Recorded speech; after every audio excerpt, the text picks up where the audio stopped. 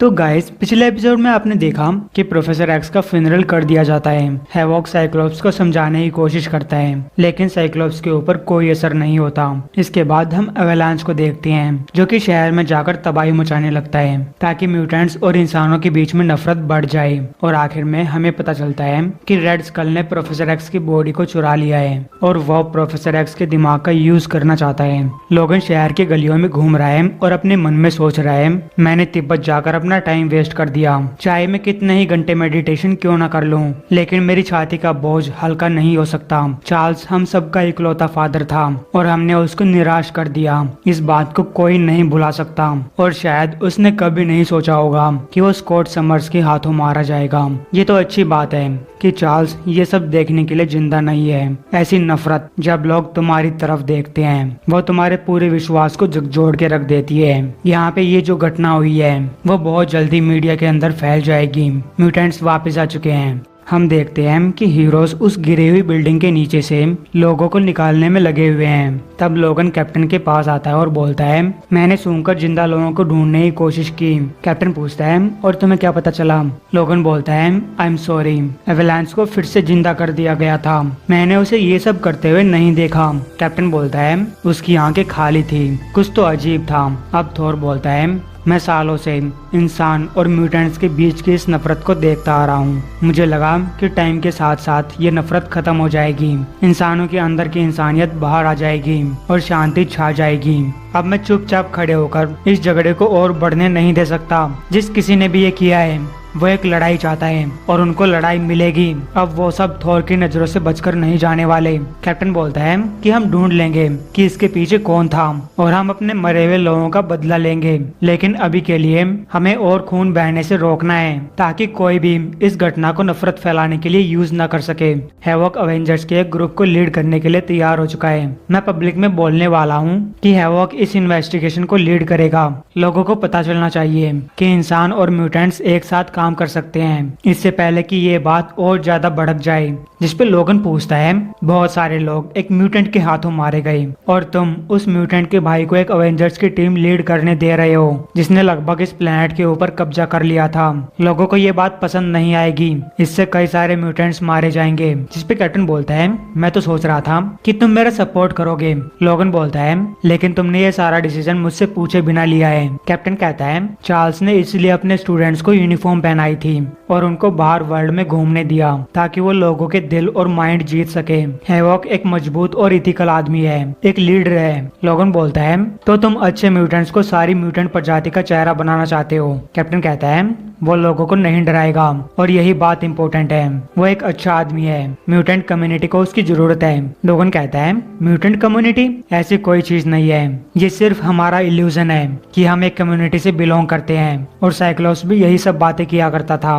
तब एक आदमी हैवॉक से बोलता है, मैं जानता हूँ कि बहुत सारे लोग मारे गए, तुमने मेरी जान बचाई, मेरी एलाना की जान बचाई। मैं नहीं जानता कि लोग म्यूटेंट्स के बारे में क्या कहते हैं, लेकिन इस वर्ल्ड में कुछ ही हीरोज हैं। और फिर वो इंसान हैवॉक को गले लगा लेता है। अगले सीन में टीवी पे एक न्यूज चलाई जा रही है जिसमें एंकर बोल रहा है, हम सब जानते हैं कि क्या करने की जरूरत है। जब हमें म्यूटेंट्स के बारे में बात करने का मौका मिला था तभी हमें उनसे निपट लेना चाहिए था। हम एक गोली से बच गए, किसी चीज ने उनकी जनसंख्या को कम कर दिया और वो कम होने लगे, लगभग जा चुके थे। लेकिन अब फिनिक्स इवेंट के बाद उनकी तादाद फिर से बढ़ने लगी है। जो कुछ न्यूयॉर्क में हुआ, हमारे पास अब भी टाइम है कि हम इस चीज को और बढ़ने से पहले रोक सकें। जिसपे एक दूसरा आदमी पूछता है, तो क्या तुम चाहते हो कि हर गली पे सेंटिनल्स घूमने लगे? पहला आदमी बोलता है, मैं बस एक मैसेंजर हूँ, मेरे पास कोई जवाब नहीं है, लेकिन अगर हम जल्द ही कुछ नहीं करते हैं तो उनकी जनसंख्या फिर से बढ़ जाएगी। जब पिछली बार म्यूटेंट्स की जनसंख्या कम होने लगी थी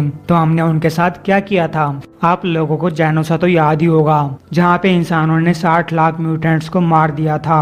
अब जब एक बार फिर से उनकी संख्या हजारों में पहुंच चुकी है तो क्या आपको लगता है कि म्यूटेंट्स चुप बैठे रहेंगे? न्यूयॉर्क के अंदर जो कुछ हुआ वो तो आपको पता ही होगा। तो गाइस, हम देखते हैं कि ये खबर सुनकर बहुत सारे लोग अपने म्यूटेंट साथियों को मार देते हैं और ये बात असल में रेड स्कल एंकर से बुलवा रहा था। एंकर जॉन रेड स्कल से बोलता है, चिंता मत करिए, जैसा आपने कहा था मैंने वैसे ही बोला है। जिसपे रेड स्कल बोलता है, अभी के लिए सब सब ठीक है, एक दिन इंसानियत तुम्हें जानेगी और तुम्हारा सम्मान करेगी। हॉनेस्ट जॉन के नाम से, जिसने इंसानों की आंख खोल दी। हम देखते हैं कि रॉक को एक जगह पे कैद किया हुआ है। तभी डांसिंग वाटर और जी उसके पास खाना लेकर आते हैं। रॉक बोलती है, तो जीनियस अब आ रहे हैं। तुमने एक्समैन के घर के ऊपर अटैक किया, चार्ल्स जेवियर्स की कब्र को तबाह कर दिया और मैग्नेटो की बेटी को घायल कर दिया।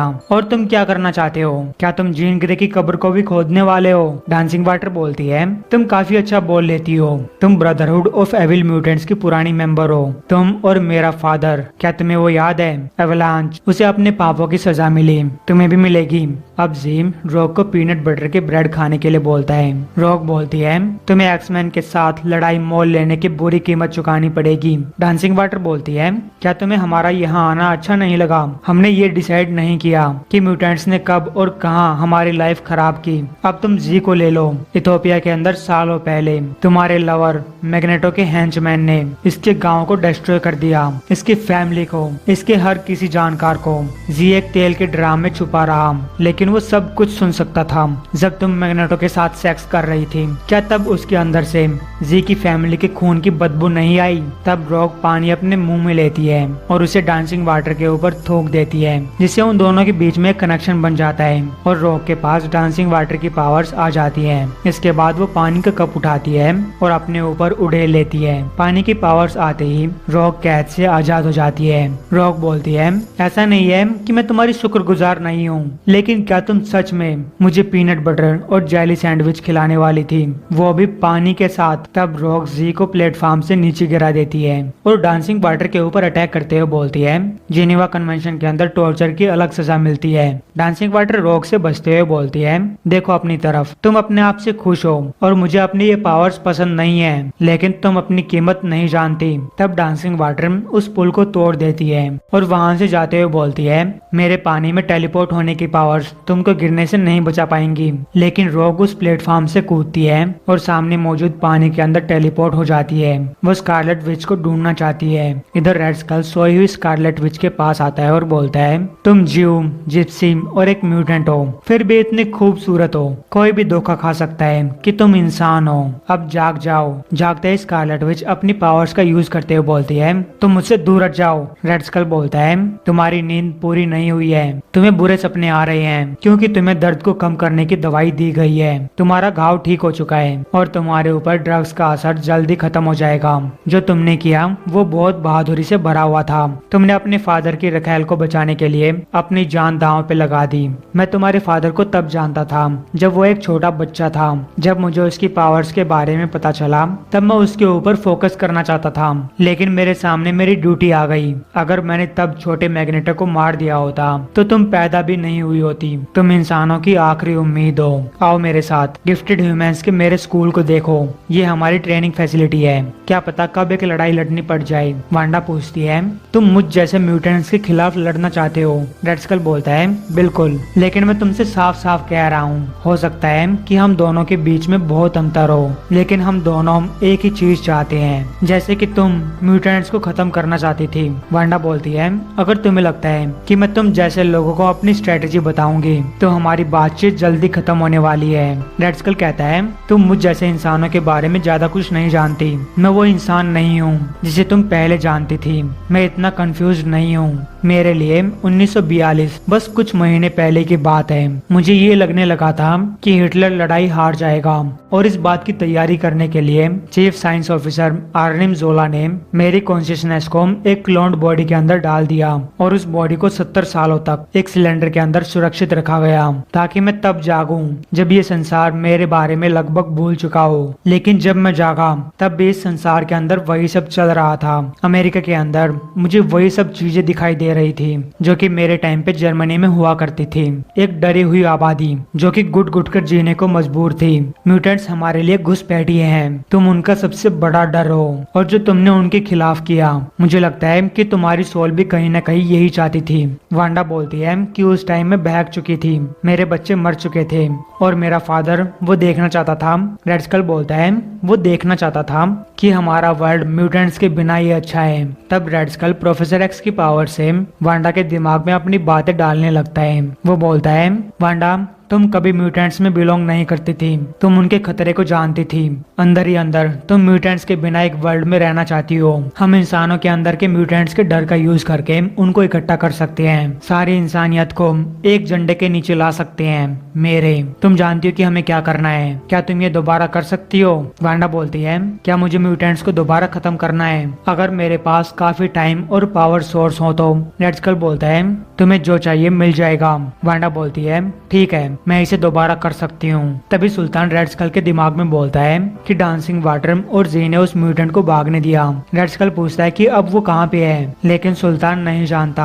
जिस पे रेड स्कल वांडा से बोलता है, मुझे कुछ काम आ गया, आराम करो और अपनी ताकत दोबारा से हासिल करो। जब मैं वापस आऊंगा तब हम अपने प्लान के बारे में आगे बात करेंगे। वांडा बोलती है, हाँ स्कल, मैं इटरनल रीच की सेवा करूंगी। और गाइस, आप इटरनल रीच को एक टाइप से एक बहुत बड़ा देश मान सकते हैं जिसके ऊपर रेड स्कल राज करेगा। तभी रॉक, जो कि वहाँ पे पानी की फॉर्म में मौजूद थी, वो फिर से ह्यूमन फॉर्म में आ जाती है और वांडा को टच करते हुए बोलती है, मुझे जो सुनना था मैंने सुन लिया। वांडा रॉक को अपने आप से दूर हटाती है। रॉक बोलती है, मुझे जो चाहिए था मिल गया। कम ऑन, ये घटिया पावर काम क्यों नहीं कर रही है? आला काजू, काला सजैम। वांडा कहती है, मेरी पावर्स का यूज करने के लिए तुम्हारे अंदर इमेजिनेशन होनी चाहिए। माउंट वुंडागोर पे जो कुछ हुआ उसके बाद मैं एक सीधी सादी म्यूटेंट नहीं हूँ। मैं एलिमेंट्स ऑफ केओस मैजिक की कैटलिस्ट बन चुकी हूँ और मैजिक को कंट्रोल करने के लिए एक जादूगर की जरूरत होती है। तब स्कारलेट विच रॉक के ऊपर अटैक करती है। हालांकि रॉक साइड में हट जाती है, लेकिन वांडा के अटैक से नीचे एक खड्डा बन जाता है और रॉक उसमें गिर जाती है। वांडा बोलती है, तुम एक आतंकवादी ने बड़ा किया है, आखिर तुम एक अच्छे इंसान कैसे बन सकती हो? तुम एक क्रिमिनल हो, तुम्हारी जीन्स के अंदर यही सब भरा हुआ है। चिंता मत करो, मैं तुम्हें ठीक कर दूंगी। अब मुड़ जाओ और मेरा सामना करो। लेकिन रॉक उस टाइम एक लाश को देख रही थी। जब वांडा उस लाश को देखती है तो वो भी चौंक जाती है, क्योंकि ये प्रोफेसर एक्स की लाश थी जिसका दिमाग निकाल लिया गया था। वांडा कहती है, ये सब रेड स्कल ने किया है, उसने चार्ल्स का दिमाग निकाल लिया और मैं उसकी मदद करने वाली थी। हे भगवान। अब रॉक प्रोफेसर एक्स की बातों को याद करने लगती है, जहाँ पे स्टॉर्म प्रोफेसर एक्स से कह रही है, आप रॉक का इतिहास जानते हैं, क्या हम एक ऐसे इंसान के लिए लड़ सकते हैं जो हमारे ऊपर यकीन नहीं करती? नहीं, अगर रॉक एक्समैन की टीम के अंदर आती है तो एक्समैन टूट जाएंगे। प्रोफेसर एक्स बोलता है, तुम्हें जो करना है करो, मैं इस बच्ची को नहीं छोड़ सकता। सब म्यूटेंट्स की लाइफ मुश्किल होती है, बहुत सारी गलतियां करते हैं और उनको गलतियों को सुधारने का एक मौका मिलना चाहिए। फिर चाहे रॉक मेरी इकलौती स्टूडेंट ही क्यों ना बच जाए, उसे वो चांस मिलेगा। तब वांडा रोती हुई रॉक के कंधे पे हाथ रखती है। रॉक बोलती है, मैं उसको मार डालूंगी, फिर चाहे मुझे मरना ही क्यों ना पड़ जाए। तब रेड स्कल अपने साथियों के साथ वहाँ पे आता है और बोलता है, ऐसा नहीं होगा। अब जब तुम्हारे प्यारे जेवियर का दिमाग मेरे खुद के दिमाग के साथ जुड़ चुका है तो मैं आखिरकार देख सकता हूँ कि तुम मरने से पहले क्या करने वाली हो, भीख मांगने वाली हो। और फिर रेड स्कल इन दोनों के ऊपर अपनी पावर्स का यूज करने लगता है।